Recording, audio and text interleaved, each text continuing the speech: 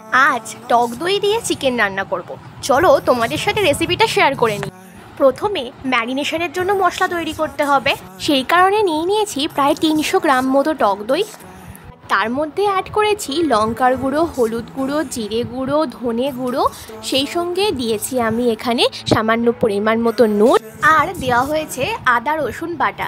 তারপর সবকটা মশলা একসঙ্গে ভালো করে মিশিয়ে নেব। মিশিয়ে নেওয়ার পর মাংসের সাথে এটা ভালো করে মাখিয়ে নেব এবং এই ম্যারিনেশন করা মাংসটা 2 ঘন্টার জন্য ফ্রিজে রেখে দেব। তারপর কড়াইতে তেল গরম করে তাতে গোটা গরম মশলা, শুকনো লঙ্কা আর তেজপাতা ফোড়ন দেব। তারপর দিয়ে দেবো পেঁয়াজ কুচি, কাঁচা লঙ্কা চিড়ে দেব, আর সেই সঙ্গে দেব আদা রসুনের পেস্ট। এখানে যেহেতু ম্যারিনেশনের জন্য অলরেডি আদা রসুনের পেস্ট দেওয়া আছে, তাই এখানে পরিমাণটা একটু কমই দেব। নিয়ে এই পেঁয়াজটাকে একটু ভালো করে ভেজে নেব।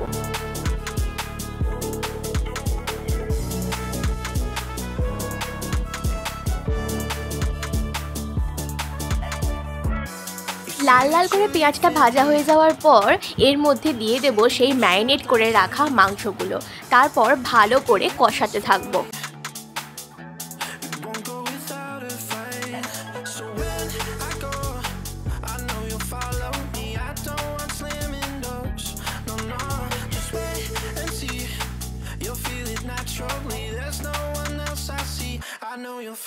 মাংসটা কষানোর সময় আমি টমেটো কুচি দিয়ে দেবো, আর তার সঙ্গে দেব পরিমাণ মতো নুন আর সামান্য একটুখানি লঙ্কার গুঁড়ো, দিয়ে ভালো করে কষাতে থাকবো।